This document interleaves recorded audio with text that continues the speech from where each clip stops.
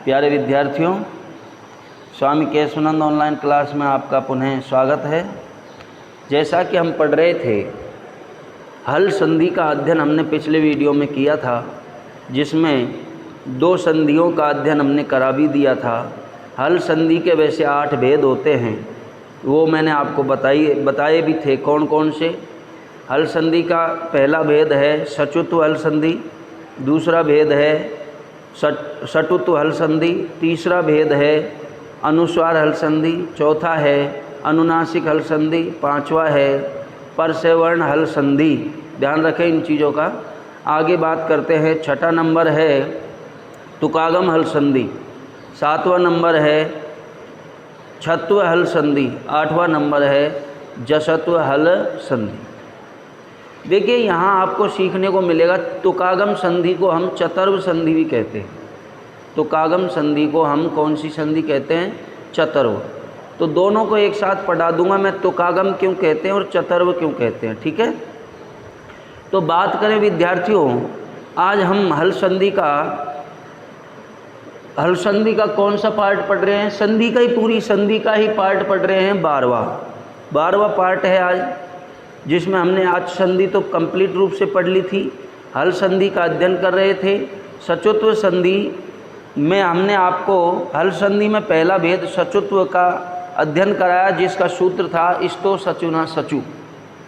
ये सूत्र कहता क्या है? से, कौन सा से? सपेरा वाला, और तय वर्ग के बाद सलगम वाला से या च वर्ग आए तो क्रम से है। सपेरा वाला से सलगम वाले से में चेंज हो जाएगा, और तय वर्ग जो है वो च वर्ग में बदल जाता है। यानी तय, थे, दे, धे, ने, तो ये बदलेगा किस में? क्रम से है च, छ, जय, झय, ने, ठीक है। ऐसी ही संधि हमने पढ़ी थी सटुत्व, जिसका सूत्र था इस्तो सटुना सटु। ये सूत्र क्या कहता है? से, सपेरा वाला से, तय वर्ग के बाद यदि षटकोण वाला से और तय वर्ग आए तो क्रम से है सपेरा वाला से षटकोण वाले से में चेंज हो जाएगा, और तय वर्ग में चेंज हो जाएगा। इसमें कुछ उदाहरण मैंने सूत्र के भी बताए थे, 7 सूत्र का भी उदाहरण का प्रयोग किया था। अब समझिए ये सूत्र कहता क्या है। कहने का मतलब यह है, सपेरा वाला से है वो षटकोण वाले से में चेंज हो जाएगा, और तय वर्ग तय, थे, दे, धे, ने, ये किस में? तय वर्ग में चेंज हो जाएगा, तो तय, ठे, डे, ढे, ने में चेंज हो जाएगा। तो विद्यार्थियों, आज पढ़ते हैं हम हल संधि का तीसरा भेद आ रहा है आपको, अनुस्वार हल संधि, जिसका सूत्र हमने आपको बोर्ड पर लिख रखा है, मो अनुस्वार है। कौन सा सूत्र है? मो अनुस्वार है। देखिए, मो अनुस्वार है सूत्र क्या कहता है। ये देखो, मैं आ रहा है ना, तो मो अनुस्वार सूत्र कहता है कि मैं के बाद यदि हल हो, हल क्या हो? हल, कोष्ठक में क्या लिख दूं? व्यंजन, हल कह दीजिए या व्यंजन। संस्कृत में हम कहते हैं हल और हिंदी में कहते हैं व्यंजन। तो ये जो मैं है, इस मैं का अनुस्वार हो जाएगा। क्या हो जाएगा भाई? अनुस्वार। यह अनुस्वार का चिन्ह है, ध्यान रखना। यह अनुस्वार का क्या है? चिन्ह है, ठीक है। ये पहली परिभाषा बता दी। मैं के बाद यदि हल हो, हल का मतलब व्यंजन। आप जानते हो स्वर संस्कृत में कौन कौन से होते हैं और व्यंजन कौन कौन से होते हैं। कैसे लेकर मैं तक सभी व्यंजन होते हैं, और ये वेरे ले, है, से, क्षेत्र ज्ञान, ये सब व्यंजन ही है। संयुक्त वर्ण भी है इसमें, क्षेत्रज्ञ, ये भी संयुक्त वर्ण है। ये भी व्यंजनों से, संयुक्त वर्ण उन्हें कहते हैं जो 2 वर्णों से मिलकर बने, 2 व्यंजनों से मिलकर बने, ध्यान रखना, वो संयुक्त वर्ण होता है। तो हम बात कर रहे हैं संधियों की, तो संधि के टॉपिक को ही बेहतर ढंग से समझें। मो अनुस्वार सूत्र क्या कहता है कि मैं के बाद यदि हल आए, हल क्या है? हल का मतलब व्यंजन, तो मैं का क्या हो जाता है? अनुस्वार। मैं के बाद यदि हल आए तो हल का मतलब क्या है? व्यंजन। देखो हल संस्कृत में कहते हैं, हिंदी में व्यंजन कहते हैं। मैं के बाद यदि व्यंजन आए, चलो हल को छोड़ो, हल को आप समझे नहीं तो व्यंजन कह दीजिए। मैं के बाद व्यंजन आए तो क्या हो जाता है? मैं का क्या हो जाता है? अनुस्वार। इस मैं का अनुस्वार हो जाएगा, इस वाले मैं का। ठीक है। दूसरी परिभाषा क्या है? मैं के बाद यदि अच आवे, अच का मतलब क्या है? स्वर। तो इस वाले मैं का अनुस्वार नहीं होता है। ये दोनों परिभाषाओं को सिद्ध करता है। कौन सा सूत्र? मो अनुस्वार है कि मैं का अनुस्वार होगा भी और मैं का अनुस्वार नहीं भी होगा। दोनों सूत्रों को इसने सिद्ध कर दिया। ये जो हमने दो परिभाषा बताई हैं, इसी सूत्र ने सिद्ध कर दिया कि मैं का अनुस्वार होता भी है और मैं का अनुस्वार नहीं भी होता है। शर्त क्या रहेगी? कंडीशन क्या रहेगी? कि मैं के बाद यदि व्यंजन आता है तो मैं का अनुस्वार हो जाएगा, और मैं के बाद यदि अच या स्वर आता है तो मैं का अनुस्वार नहीं होगा। दोबारा से समझो, मैं के बाद यदि अच या स्वर आए तो मैं का अनुस्वार नहीं होगा। ये क्रॉस का चिन्ह इसलिए लगा दिया, समझ जाओगे आप। मैं का अनुस्वार हो जाएगा और मैं का अनुस्वार नहीं होगा। समझ गए? तो परिभाषा सरल सी है। आप लिख भी सकते हैं, यदि मैं के बाद, मैं में हलंत लगाओगे, यदि मैं के बाद व्यंजन हो तो, मैं के बाद व्यंजन हो तो मैं का अनुस्वार हो जाता है। दूसरी परिभाषा इसी में यही लिख सकते हो आप, यदि मैं के बाद स्वर हो, क्या हो? स्वर हो तो मैं का अनुस्वार नहीं होता है। यदि मैं के बाद स्वर हो तो मैं का अनुस्वार नहीं होता है। समझ गए? चलो ये मैंने परिभाषा आपको समझा दी। ये परिभाषा कंप्लीट हो गई। डायग्राम के जरिए मैंने आपको समझाया कि मैं के बाद यदि व्यंजन आए तो मैं का अनुस्वार हो जाता है, और मैं के बाद स्वर आए तो मैं का अनुस्वार नहीं होता है। अब बच्चों हम पढ़ लेते हैं उदाहरण। क्या पढ़ लेते हैं? उदाहरण। देखो, प्रथम पद के अंत में मैं है कि नहीं है, और ये व्यंजन है कि नहीं है, तो मैं का क्या कर दो? अनुस्वार। मैं का हमने क्या कर दिया? अनुस्वार। वंदे, ऐसे लिखोगे। समझ गए? उदाहरण को समझ लो। मैं के बाद यदि व्यंजन आए, व्यंजन है, वह क्या है? व्यंजन, तो अनुस्वार कर दो, मात्र इतना करना है। देखो ये प्रथम पद के अंत में क्या है? मैं, और इसमें क्या है? वह। ये व्यंजन है तो व्यंजन आ रहा है मैं के बाद, तो मैं का अनुस्वार कर दीजिए और बाकी ज्यों का त्यों लिख दीजिए। लिख दिया। राजस्थानम धन वंदे, तो ऐसे हो जाएगा ये राजस्थानम वंदे। अब देखो मैं के बाद ये व्यंजन आ रहा है तो मैं का अनुस्वार कर दो, गृहम गच्छति। ऐसे ही इसमें आ रहा है मैं के बाद व्यंजन आ रहा है, दुखम प्राप्नोति। इसमें भी मैं के बाद व्यंजन आ रहा है, मैं के बाद व्यंजन आ रहा है तो मैं का अनुस्वार कर दीजिए, अहम धावामी। इसमें भी मैं के बाद व्यंजन आ रहा है तो मैं का अनुस्वार कर दीजिए, सत्यम वद। ऐसे ही ये उदाहरण है। देखो, कुशलम धनते, कुशलम मैं के बाद व्यंजन आ रहा है तो कुशलम ते। ठीक है। धर्मम धनचर, मैं के बाद व्यंजन आ रहा है तो मैं का अनुस्वार कर दीजिए। ठीक है। कार्यम धन कुरु, मैं के बाद व्यंजन आ रहा है तो मैं का अनुस्वार कर दीजिए। मैं के बाद व्यंजन आ रहा है तो मैं का अनुस्वार कीजिए।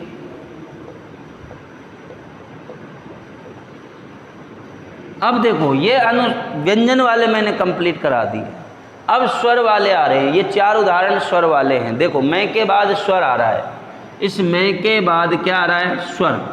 तो यहाँ पे मैं का अनुस्वार नहीं होगा, बल्कि ए की मात्रा मैं में जाएगी तो मैं कैसा हो जाएगा? पूरा हो जाएगा। अब मैं कैसा है? आधा, यानी मैं में कोई स्वर नहीं है, ये मैं केवल व्यंजन है, इसमें कोई स्वर नहीं है।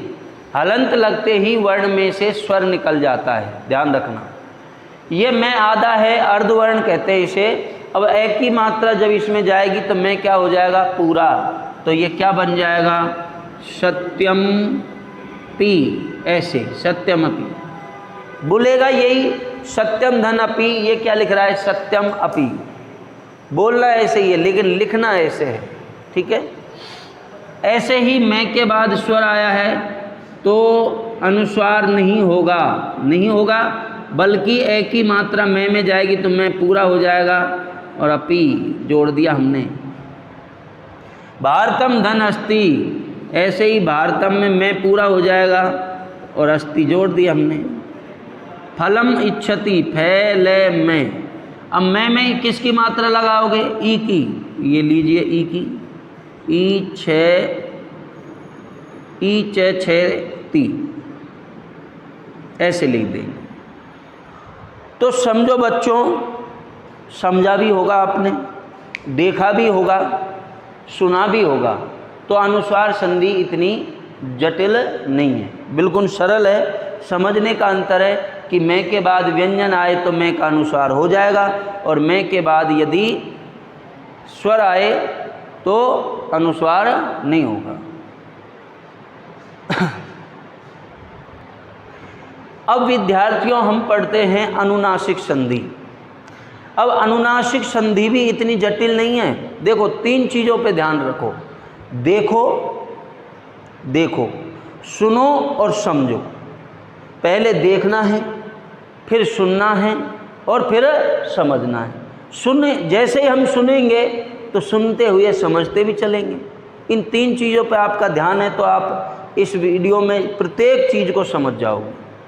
अनुनासिक संधि का सूत्र था यरो अनुनासिके अनुनासिको वा। यरो अनुनासिके अनुनासिको वा सूत्र क्या कहता है?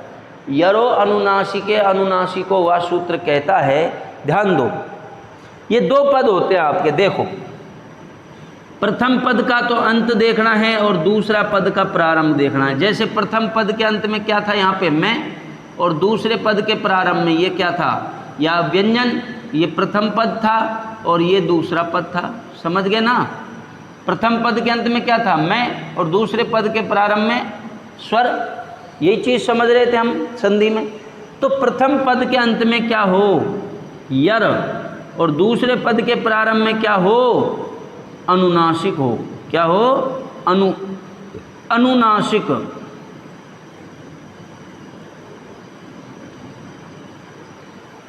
तो अनुनासिक हो जाता है, बराबर अनुनासिक हो जाता है,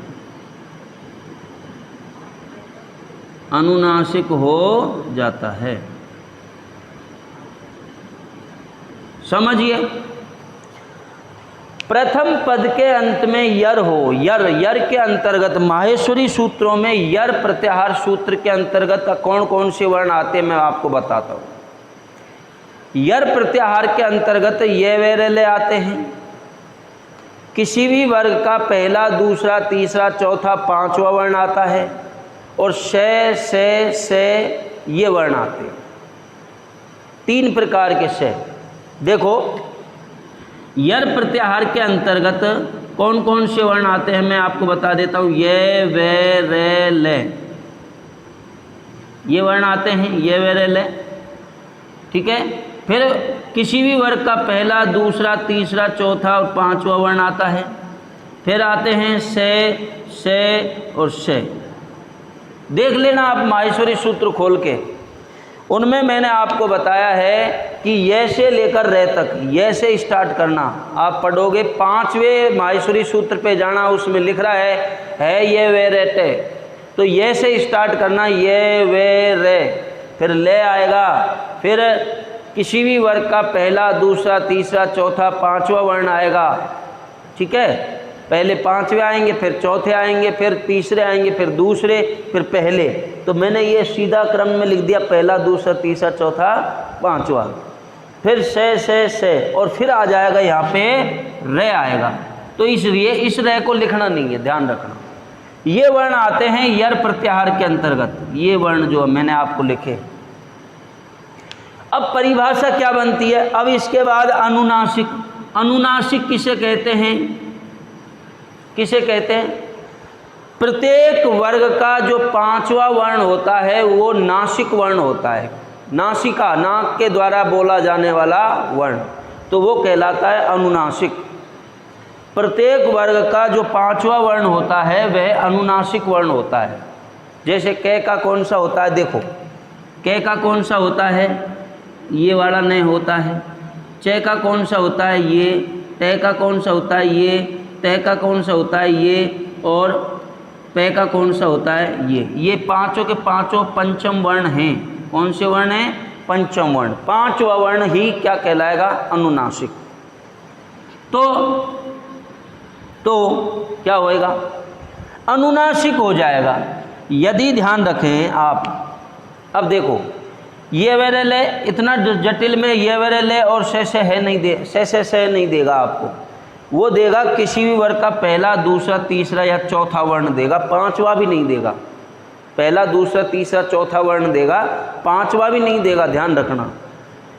प्रथम पद के अंत में किसी भी वर्ग का पहला, दूसरा, तीसरा, चौथा वर्ण तथा दूसरे पद के प्रारंभ में किसी भी वर्ग का पांचवा वर्ण हो, तो ये पूर्व वर्ण जो है वो अपने ही वर्ग के पांचवें वर्ण में बदल जाता है।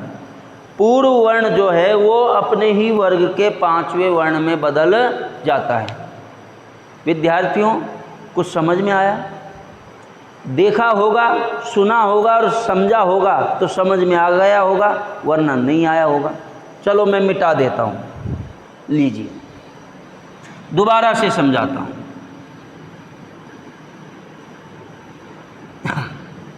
देखिए, यहाँ पे हम बात कर रहे थे अनुनासिक, और अनुनासिक संधि की परिभाषा है, सूत्र है यरो अनुनासिके अनुनासिको वा। यर आ रहा है आपको, यर, ये लीजिए। यर के बाद क्या आ रहा है? अनुनासिक। अनुनासिक और बराबर क्या हो जाना चाहिए? अनुनासिक हो जाना चाहिए। समझ गए? अब यर के अंतर्गत कौन कौन से वर्ण आते हैं? किसी भी वर्ग का पहला, दूसरा, तीसरा, चौथा, पांचवा वर्ण, ये, वे, रे, ले, और फिर से। इनके बाद यदि किसी भी वर्ग का पांचवा वर्ण हो, इनके बाद किसी भी वर्ग का पांचवा वर्ण हो, तो ये जो पूर्व वर्ण हैं अपने ही वर्ग के पांचवें वर्ण में बदल जाता है। ये पूर्व वर्ण जो है, पूर्व वर्ण अपने ही वर्ग के पांचवें वर्ण में बदल जाता है। अब आप लिख सकते हैं। अब मैं थोड़ा सा आपको सरल भाषा बना देता हूँ। लिखो, कॉपी में लिखो, यदि प्रथम पद के अंत में, यदि प्रथम पद के अंत में, यदि प्रथम पद के अंत में किसी भी वर्ग का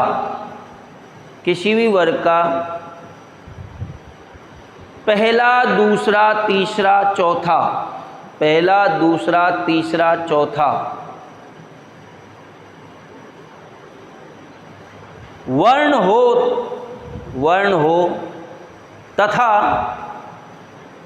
हो तथा दूसरे पद के प्रारंभ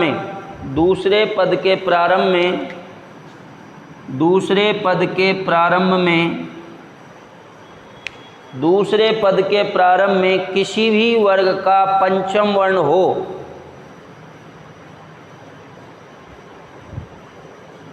किसी भी वर्ग का पंचम वर्ण हो,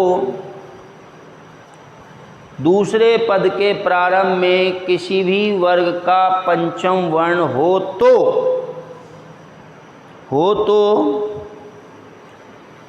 संधि करने पर, संधि करने पर पूर्व वर्ण, पूर्व वर्ण, पूर्व वर्ण अपने ही वर्ग के, अपने ही वर्ग के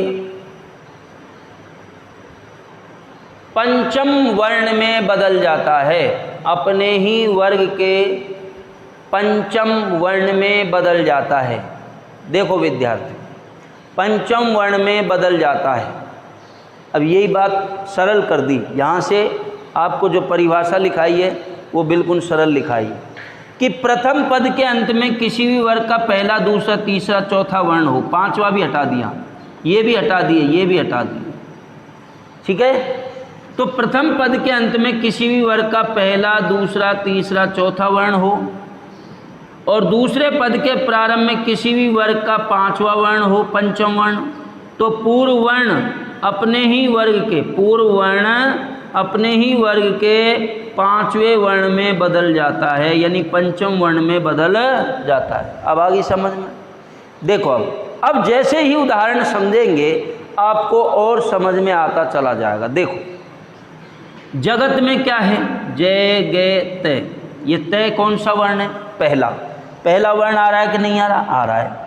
दूसरे पद के प्रारंभ में पांचवा वर्ण किसी भी वर्ग का, तय थे दे धे ने, ये पांचवा वर्ण है कि नहीं है, ये पांचवा है ना। तो ये तय वर्ग जो है ना, ये तय, ये जो तय है, ये तय अपने ही वर्ग के पांचवें वर्ण में बदल जाएगा। तय का पंचम वर्ण क्या होता है, तय थे दे धे ने, ये लो इसमें बदल गया। तय में हलंत लग रहा है तो ने में भी क्या लगा दूं मैं, हलंत। तो ने हलंत का मतलब क्या है, आधा। जगन्नाथ, नाथ हमने पीछे जोड़ दिया, ये हो जाएगा जगन्नाथ है, ठीक है। इसमें एक उदाहरण और जोड़ देता हूं मैं, एतद धन मुरारी, लिख रहा है, ये तो लिखा हुआ है, कोई दिक्कत नहीं। यत धन नारी, देखो प्रथम पद के अंत में कौन सा वर्ण है, पहला है कि नहीं है, फिर बाद में कौन सा वर्ण है, पांचवा। तो ये जो वर्ण है ना, पूर्व वर्ण अपने ही वर्ग के पंचम वर्ण में बदल जाएगा। तो तय का पंचम वर्ण क्या होता है, तय थे दे धे ने, ये ने नारी क्या हो जाएगा, यन नारी, क्या हो जाएगा, यन नारी। अब ये कौन सा वर्ण है, पांचवा, ध्यान दो पांचवा है, ये ध्यान ही नहीं है तुम्हारा। ये तीसरा वर्ण है, कै खे गे, कौन सा वर्ण है, तीसरा, ये है पांचवा वर्ण में, ये पांचवा वर्ण है। देखो तीसरा वर्ण भी मैंने लिखाया आपको, प्रथम पद के अंत में तीसरा वर्ण, पहला, दूसरा, तीसरा, चौथा। अब तीसरा वर्ण आ रहा है तो गे का वर्ग कौन सा है, गे कौन सी लाइन में आता है, कै वाली लाइन में, तो कै वर्ग हो गया। गे का वर्ग कौन सा है, कै वर्ग। अब कै का पंचम वर्ण क्या है, कै खे गे घे ने, तो वाह ये वाला ने में बदल जाएगा और मूलम जुड़ जाएगा, ठीक है। ऐसे ही डे, ये कौन सा वर्ण है, डे तीसरा, और ये कौन सा है, पांचवा। तो ये डे जो है कौन से वर्ग का है, टे वर्ग का, टे वर्ग। अब टे का पंचम वर्ण करो, टे ठे डे ढे ने, तो ये जो किस में बदलेगा, ने में, शे ने में यू खहा, क्षणमयू खहा, ऐसे बदल जाएगा। एतत धन मुरारी, देखो ये कौन सा वर्ण है, तीसरा है कि नहीं, तीसरा ये रहा, और ये कौन सा वर्ण है, पांचवा। तो तीसरा वर्ण जो द है, दे का कौन सा वर्ग होता है, तय वर्ग। कौन सा वर्ग, दे का तय वर्ग होता है, द है ये, इसका वर्ग कौन सा है, तय। तो तय का पंचम वर्ण करो, तय थे दे धे ने, तो ये हो जाएगा ए ते ने मुरारी, इस तरह से लिख देंगे। क्या बच्चों समझ में आ रहा है? यदि आपका ध्यान बोर्ड पर है तो 100% आपको समझ में आ रहा होगा। बात करते हैं अगले उदाहरणों की। चिद धनमयम, देखो ये तीसरा वर्ण है, ये पांचवा है, कौन से वर्ग का है, ये तय वर्ग का। तो तय का पंचम वर्ण कर दो, तय थे दे धे ने, मयम जोड़ दिया हमने, ऐसे बनेगा। ये तीसरा वर्ण है और ये पांचवा वर्ण है। तो तीसरा वर्ण ये द है जो कौन से वर्ग का है? ते का। ते का पंचम कौन सा वर्ण होता है? ते थे दे धे ने। तो ये ने में बदल गया, मात्रम हमने लिख दिया।